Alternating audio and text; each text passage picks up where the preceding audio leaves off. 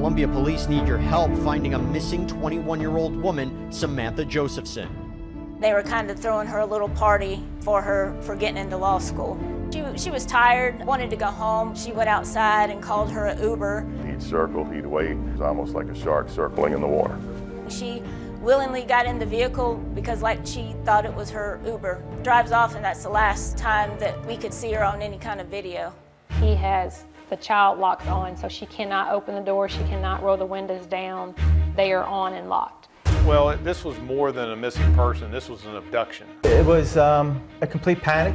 My heart dropped to my stomach. And I just watched that video of her getting in that car easily 100 times prior to going to shift. He is going to be a black color. All right, here's the deal, man. I pulled your car over because it matches the suspect. Get your hand in your pocket. What are you, crazy? Get over here. Hey, get over here!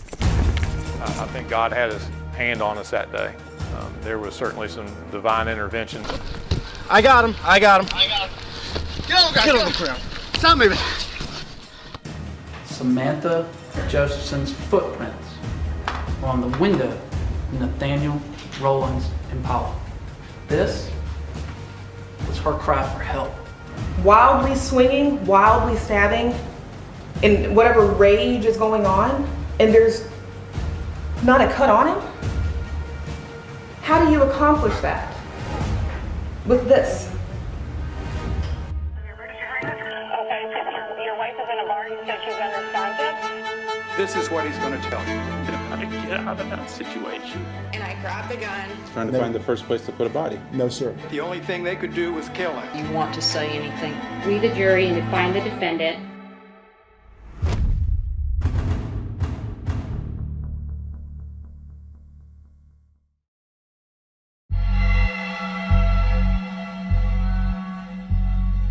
Columbia is home to the University of South Carolina. And for students, the place to be on a Thursday night is a part of town called 5 Points. Bird Dog Bar is right in the middle of all of it, so when you get close to that 2 a.m. hour, it gets pretty crowded out on the streets with folks looking to get something to eat or catch a ride home. That's what college senior Samantha Josephson was trying to do, catch a ride home. She had come down here from Robbinsville, New Jersey. She was about to finish up and was getting ready for graduation in May. She was getting ready to get into law school, and they were kind of throwing her a little party for getting into law school. She was tired. She wanted to go home, but she didn't want to spoil the party for her friends, so she went outside and called her an Uber. The ride was confirmed that it was on the way. As she was waiting, she talked to her boyfriend again on the phone. It seems that when she walked outside, as opposed to taking a right, which is where she was supposed to meet the ride, she took a left. So they never got synced up together, and eventually the actual Uber driver had to cancel the ride because he could not find her to pick her up. She's still looking for the ride. She doesn't realize that it's been canceled at this point. There were several other ride shares that came by. She walked up to the car, tried to approach it as if it was hers, and then quickly realized it was not hers. She then goes back over to the corner, to the curb, and stands there and continues to wait. The Uber was supposed to be a dark-colored Dodge, but a dark-colored Chevy Impala is also nearby. So the Chevy had been driving around 5 Points already. There was video surveillance of the car circling through 5 Points for about the previous 15 minutes or so, and including one time it had driven by about 5 minutes prior. He'd circle, he'd wait, never engaging with anybody, never stopping to talk to anybody, but just circling the area. It's almost like a shark circling in the water. She's standing outside alone. The Chevy then does a U-turn about a block away and comes back around, and as he approaches where she's standing, pulls into the parking lot next to where she is. Samantha looks towards him as if, oh, that's my ride. He spent a lot of time in search of a victim, and he found somebody that, was vulnerable and obviously confused on, what car was her Uber ride, and took advantage of that. She had been drinking that night, but she didn't look like she was in any kind of distress or anything. She willingly got in the vehicle because she thought it was her Uber. Drives off, and that's the last time that, we could see her on any kind of video. The darkened windows made it impossible to see what was happening inside, but the car was driving off in the wrong direction. So it wouldn't have taken very long for her to recognize he was not driving in the direction of her apartment. He has the child locks on, so she cannot open the door, she cannot roll the windows down. They are on and locked.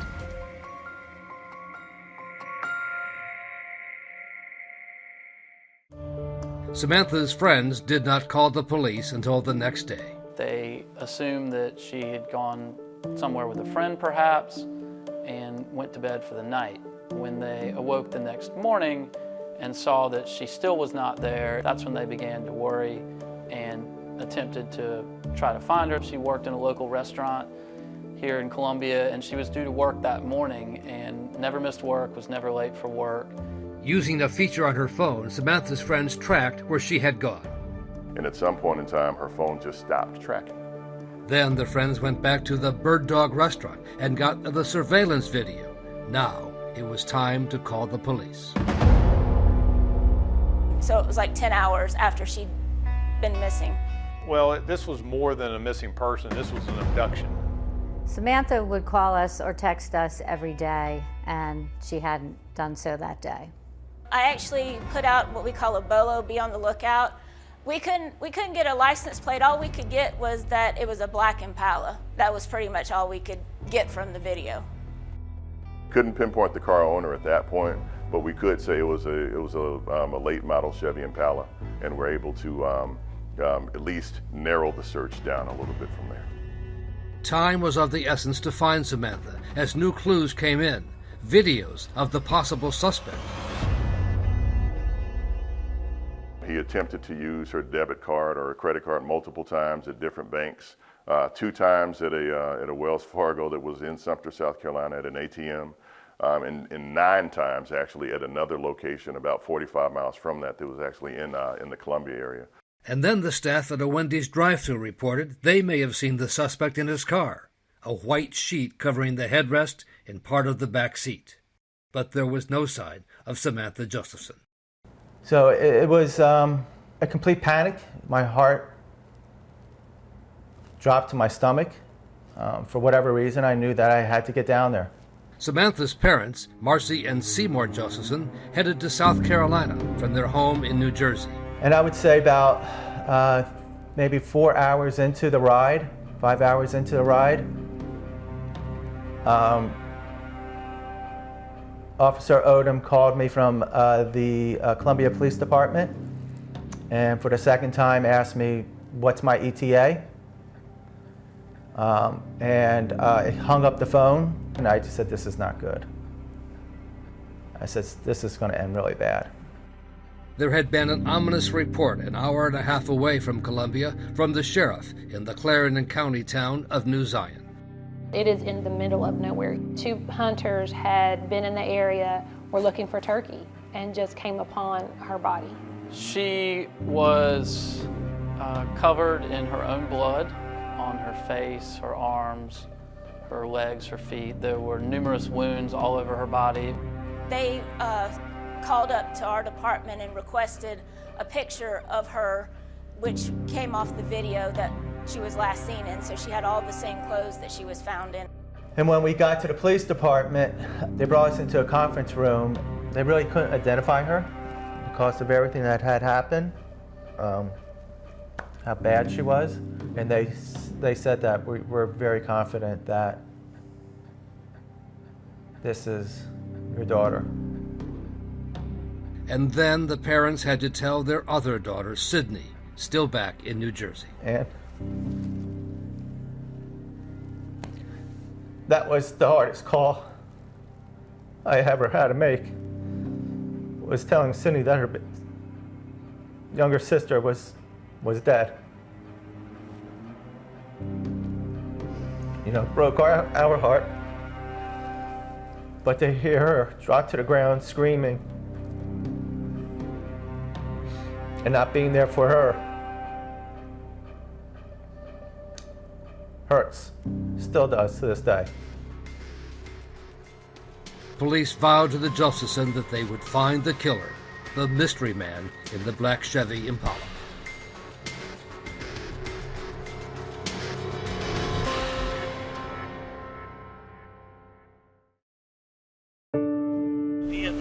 black in color.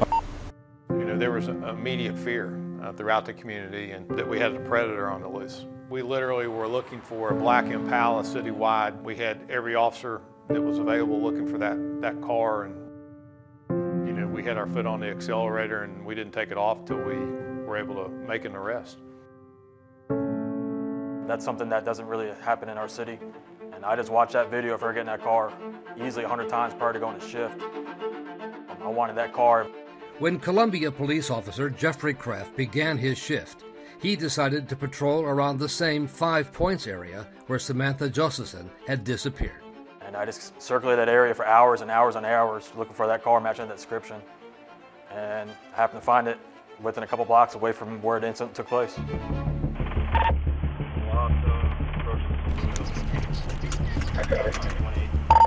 Temple.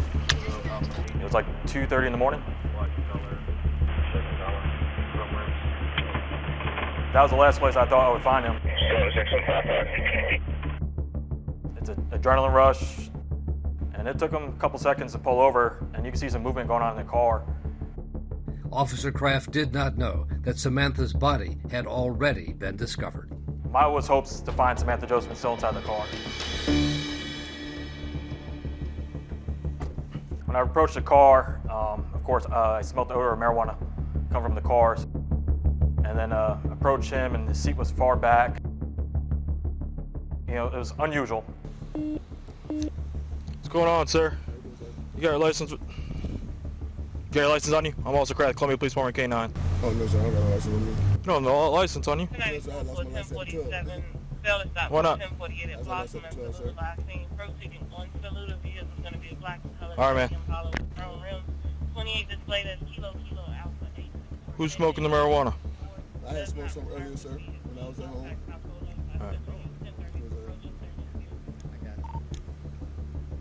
All right, man, you have to step on out, man. All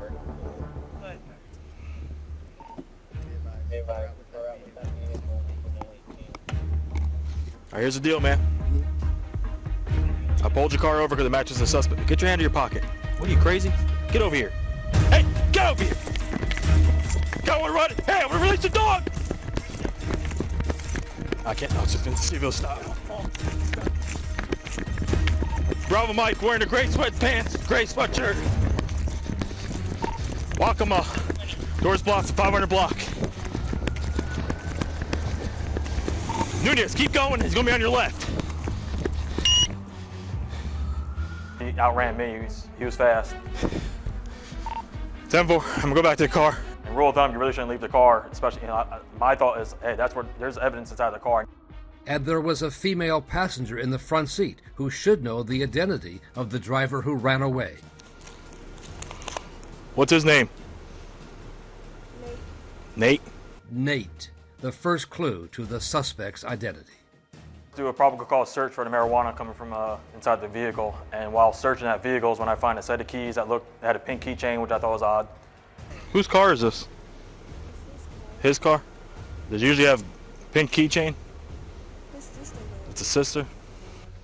Looking for anything that might belong to Samantha, the missing person called an 81 in police jargon. Hey, do you know what kind of cell phone our 81 has? The one from that was reported today?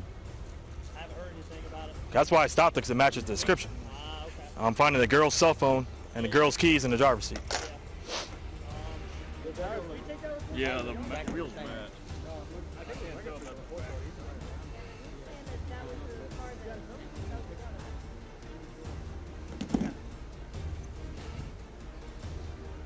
Yeah, that's a pink iPhone. Pink keys with a USB drive. They're just good for students. Right, yeah. And the keys labeled room. Yeah. So it's kind of weird.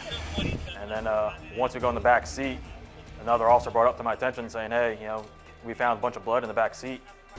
Look at the back seat right here. There's blood all over his car, man. Yeah, we're not going to touch anything else. Yeah. Just leave what we got for now. Makes sense now. And that's where like, hey, we got a major crime scene here, possible murder, scene of a murder. Let's back up and call our professionals, crime scene Texas. I got him. Get on the ground. Stop moving. It didn't take long to track down the driver. Multiple officers came to the area, and they were able to secure him about 2 blocks away from the area where he ran, ultimately. I'm going to read your rights, sir, all right? The right to remain silent. Anything you say can will be used against the court of law. At that point, he wasn't really saying a whole lot and wasn't even saying what his name was. It's a yes or no answer. Come on, man. Sit up. Yeah, I know. You're tired after running. I get it. But sit up. Come on, man. Do you understand each of these rights I've explained to you? Yes or no? He claimed he had the flu, so the officers called EMTs to check him out and then take him in for questioning, soon identified as Nathaniel Roland, 24 years old.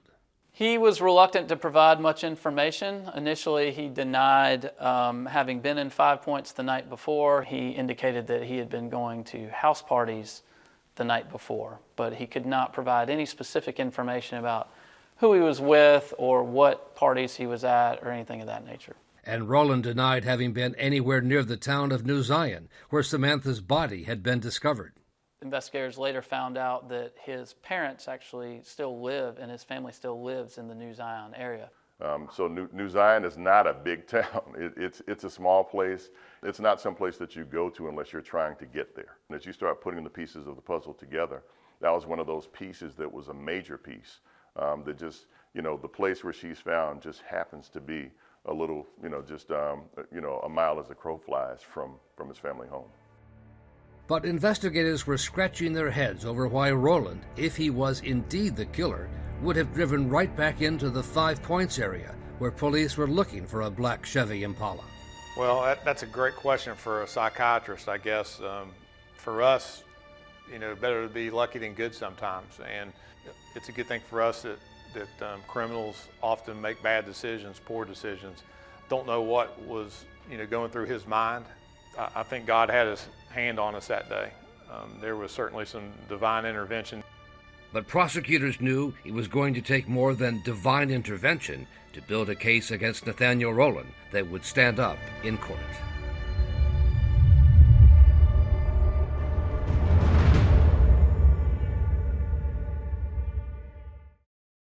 Good morning and welcome to the Spring 2019 commencement at the University of South Carolina. It had been only 6 weeks since Samantha was murdered. Now I'd like to take a moment to recognize and honor the life and the legacy of Samantha Josephson, our cherished 21-year-old senior political science major whose life was tragically taken from us in March. Samantha's family is here with us today, and she'll receive her college degree posthumously directly after this ceremony. Samantha's parents, Marcy and Seymour Josephson, had been hesitant to send their New Jersey daughter off to a school in the South. We talked a lot about it because it's completely different than the Northeast. She's a female, she's Jewish. But at least it seems safer to them than the big cities of the Northeast. Everybody was, very gracious and very nice upon meeting them. So yeah, it seemed safe. We just really wanted her to be happy with whatever she did. She wanted law school, so we were behind her 100%. Just wanted her to be happy. And her father had told Samantha to use his credit card to call Uber whenever she needed a ride home, to take no chances. Especially at 1 o'clock, 2 o'clock in the morning, I didn't want her walking. But the surveillance video showed how it went wrong. Because what the kids told us that they were doing, they would say, "Are you here for Samantha?" So if Samantha said that when she got in the car, he would have said yes, and then they would have taken off. If she said to the driver, or, "What's my name?" and he couldn't respond to it correctly, then she wouldn't get in the car. But that is not what happened. And now the task for police and prosecutors was to prove that it was Nathaniel Roland who was behind those windows, not someone who borrowed his car, as he claimed. Well, the biggest weakness from the outset was that there was no evidence that put Mr. Roland in the vehicle definitively at the time that Ms. Josephson was in the car. You could put him as the primary driver of the vehicle both before and after. No one saw him get in or out of the vehicle. There was no camera or anything like that that showed his face inside the vehicle. Nor was it clear whether he was the man trying to use Samantha's debit card at the different ATM machines. He had a bandana around his head, and he also had the hoodie that he was wearing, he had white drawstrings, and he had on gloves as well. He pulled the drawstrings really tight so you could never see his face.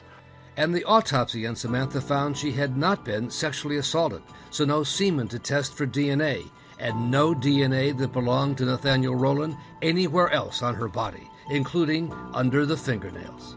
He had on multiple layers of clothing, and you're not going to have skin under your fingernails if somebody's clothed. So the key was going to be what the state police forensics team could find inside the black Chevy Impala.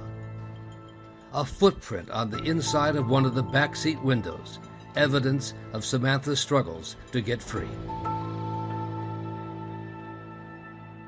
They processed it for all manner of forensic evidence, fingerprints, DNA, hair, all those sorts of things, any paperwork that's found in the car. Including an eviction notice written by a female friend of Roland's. And ultimately that led investigators to a residence where Mr. Roland had been spending time with a lady friend of his at the time. Her name was Maria Howard, and she had met up with Roland the morning after Samantha disappeared. As she's actually driving his car now and he's in the passenger seat, he begins trying to clean the car. He has rubber gloves that he puts on, he's wiping down part of the console, and she sees him grab this knife, or multi-tool as it has been referred to throughout the case, this double-bladed knife that has what appears to be blood on it. He's cleaning that off, and that really raised some suspicions for her. She asked him repeatedly about all of this, and he just told her to mind her own business repeatedly and wouldn't tell her anything else about what occurred. Then they searched her home, looking for physical evidence to corroborate her story.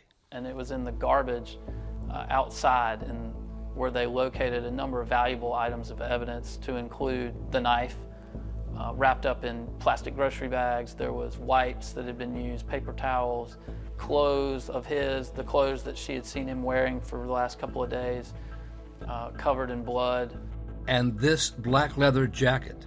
If you look on the black jacket, there are striations that look like nails being dragged down the jacket. And so that would be she scratched the jacket in trying to scratch him. They find a ton of the evidence, and all of this is in her trash. None of it's like laying around her house, really. It's all either hidden or in the trash. And so they're able to collect all of that. When they look in his car and they see that eviction letter, if they'd have just ignored it, the trash people would have picked up the trash and all that evidence would have been gone. And Maria Howard's account also helped to explain the surveillance video from Wendy's, a white sheet visible over the headrest.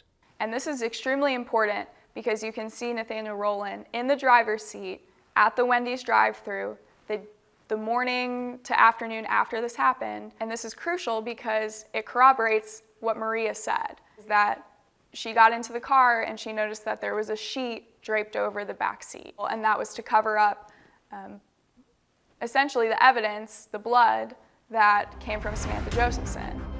So the prosecution knew, as it prepared for trial, that much would depend on Maria Howard's decision to turn on and turn against her friend, Nathaniel Roland. It was very tough. She didn't want any part of this. She had nothing to do with what happened to Samantha. I mean, she was afraid for her life and her child's life.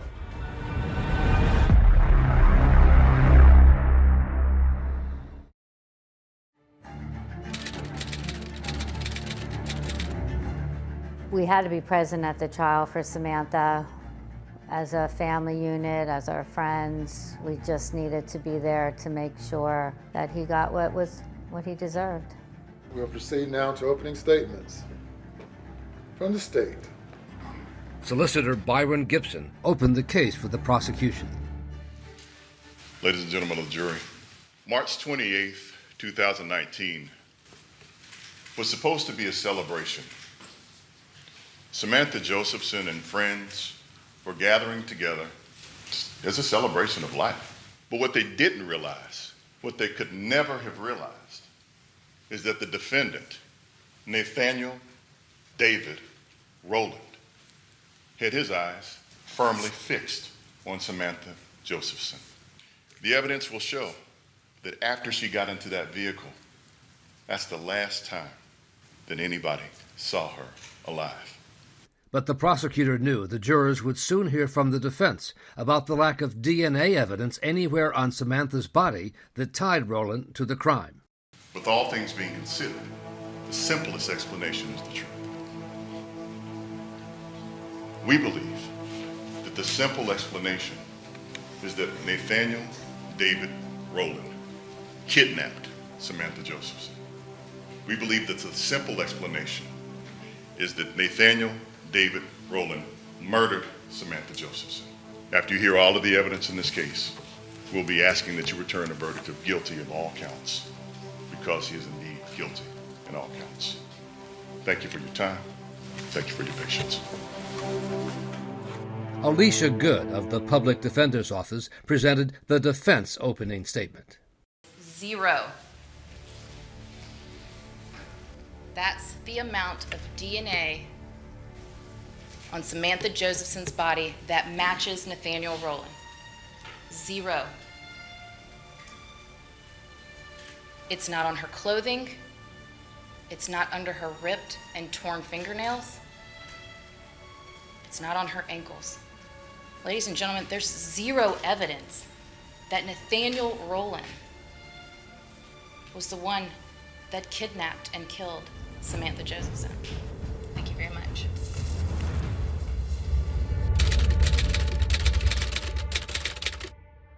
State would now call Maria Howard. Please have a seat. State recording the room. She was crucial to the case. They had to hear from somebody other than cops and analysts. They needed to hear from somebody who had spent some time with Mr. Roland. Roland's girlfriend described how she first wondered what happened to the visor she needed for her work that was missing from the Chevy Impala. Did you ask him about that? Yes, ma'am. And what did he tell you?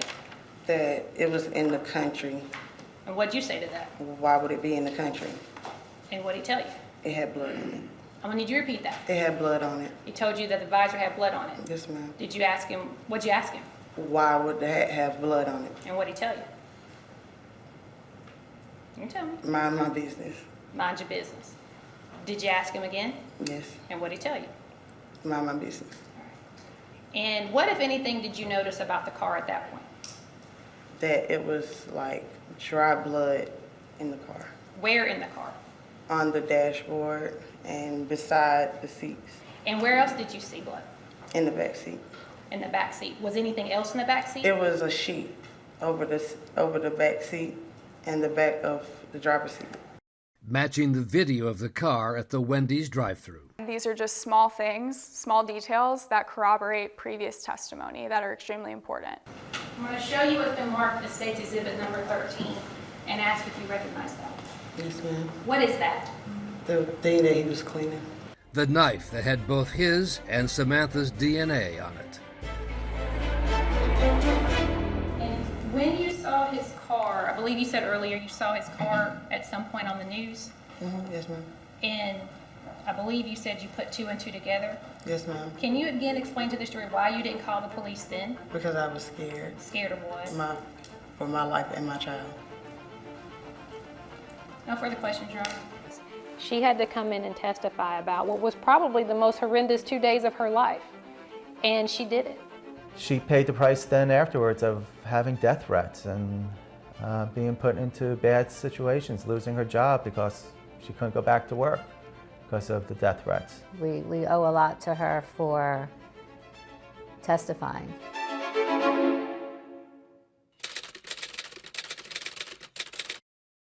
The prosecution had played long stretches of the surveillance video showing the black Chevy Impala that night, but it was impossible to see who the driver was. They called Oshamer Williams. You swear or affirm the testimony given in this case with the truth, the whole truth, and nothing but the truth to help you God? Yes, ma'am. But now detectives had turned up a witness, Oshamer Williams, who ran a cell phone repair shop. His store's cameras showed a man who had tried to sell Samantha's cell phone the morning after she disappeared. Do you see the person who tried to sell you the phone in the courtroom? Yes, ma'am. Where is he? Yeah, right now. What does he have on? The blue shirt, tie. Please let the record reflect that he has identified the defendant, Your Honor. It does. Thank you, Your Honor. No further questions. You, sir, may step down. The final days of the trial focused on the physical evidence. This is State's Exhibit 186, the bra. There were times where I had to put my head down because I didn't want to see certain things that they were showing. The front of the shirt. We had in our mind what had happened, but it was a lot worse. Yeah. Going through the trial was very difficult, definitely. So this is the left shoe. This strap is still intact. However, it was not attached to the front of her left foot. Made it 110% worse because of all the information and how brutal it was. But on cross-examination, the crime scene investigator was asked about the photos she took of Roland after his arrest. Was there any evidence he had been involved in a violent struggle? You don't see anything on him, right? In what terms? On his face, as far as scratches? As far as scratches, no, I do not. You don't see any marks? I do not see any marks on his Cuts? face. I do not see cuts on his face. Same thing with the arms? Same thing. Both sides? Correct. And his hands? Both Yeah, sides? correct. Thank you very much.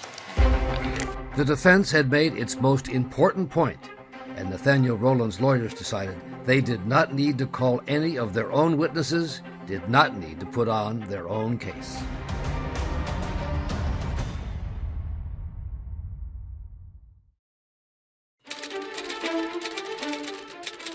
Good morning. You have heard all of the evidence. It's now time for closing arguments. Please, court. Yes, sir. Your Honor, ladies and gentlemen, 21-year-old Samantha Josephson did not deserve this. Samantha Josephson's blood was on everything. It was all over that car, the back seats, the headrests, and let's not forget that her blood was on the blade of this weapon, the one that he was seen cleaning in the car. Samantha Josephson's footprints were on the window of Nathaniel Roland's Impala. The inside. This was her cry for help. This was her way to try to get somebody to help her and save her from him. But it also, what it did, she left a trail. She left her own trail of evidence. Her own trail leading right to the defendant. I told you before, Samantha's whole life was right there. It was right there in front of her. She could have been anything that she wanted to be. And it was right there for the taking to do whatever she wanted. The defendant did the taking. He took her from 5 points. He took her life. Good morning. Roland's lawyer, Tracy Pinnock, pointed to the lack of evidence. Nathaniel Roland did not have a mark on him. Not a cut, not a bruise. They checked him, and nothing. Now, how, in the backseat of a car, in the dark, with a young woman who is fighting for her life, somebody is supposed to hold this tool with a blade literally pointed in their direction and not injure themselves in some way? How somebody does that is beyond me. It's this long when it's together.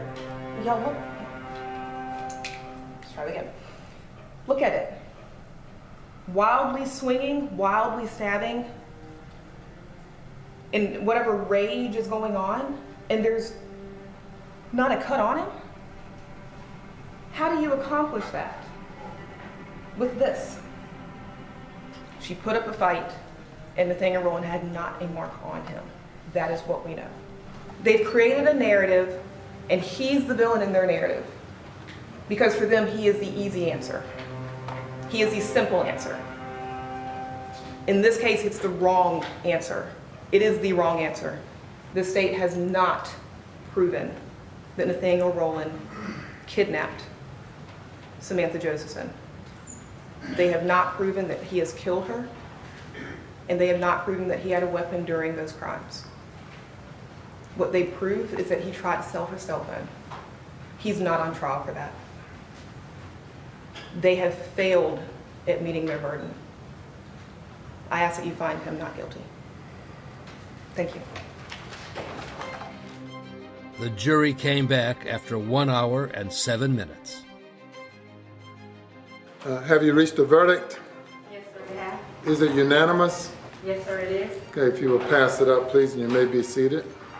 Madam Clerk, you may publish the verdicts. The state of South Carolina versus Nathaniel David Roland. It's an indictment for murder. We, the jury, find the defendant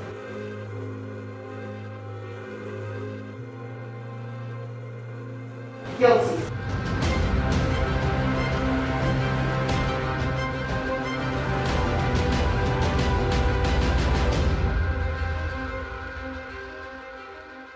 The court moved immediately to the sentencing phase, and Samantha's parents and her older sister Sydney finally had the opportunity to voice their anguish.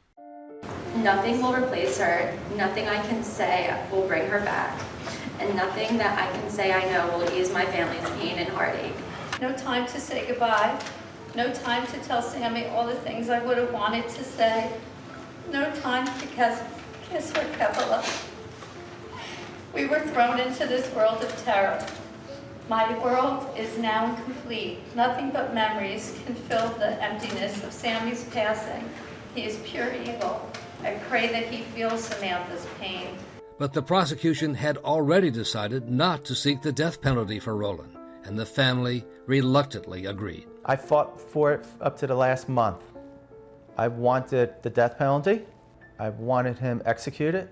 Do I tell you that I've contemplated suicide? Several times over the past 28 months. I did stop a couple times to look at him and to make sure that he knew that I was talking about him.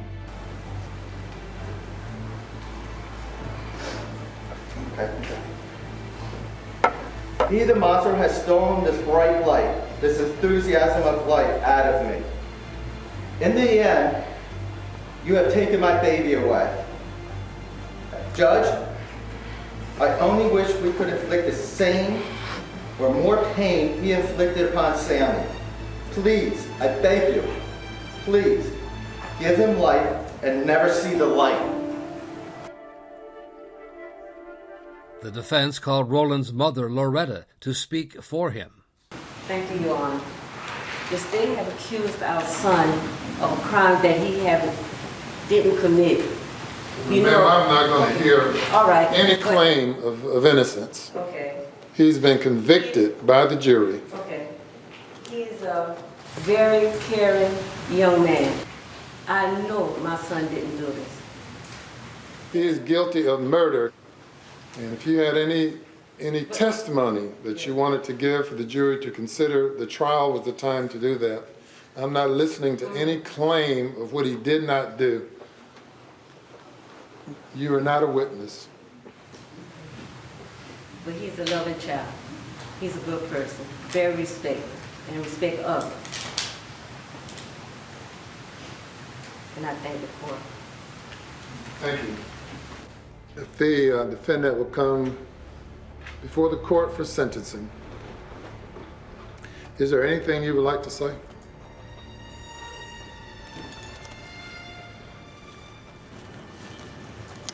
Your Honor,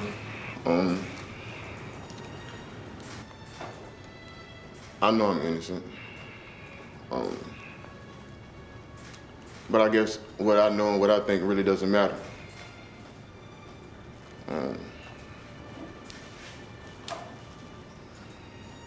I just wish the state would have done more in finding out who the actual person was, instead of being satisfied with with detaining me and proving my guilt.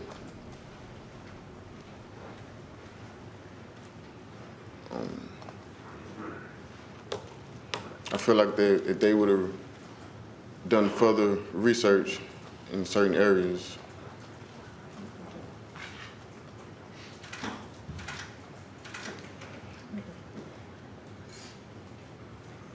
that's all, y'all. I have dealt with the heartless, and you fall into that category. A person without any remorse whatsoever.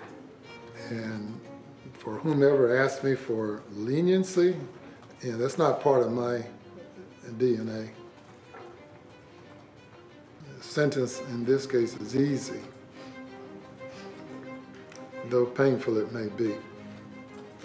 The sentence of the court for murder is that you be committed to the State Department of Corrections for life. So thanks to all. If you remove Mr. Roland from the courtroom.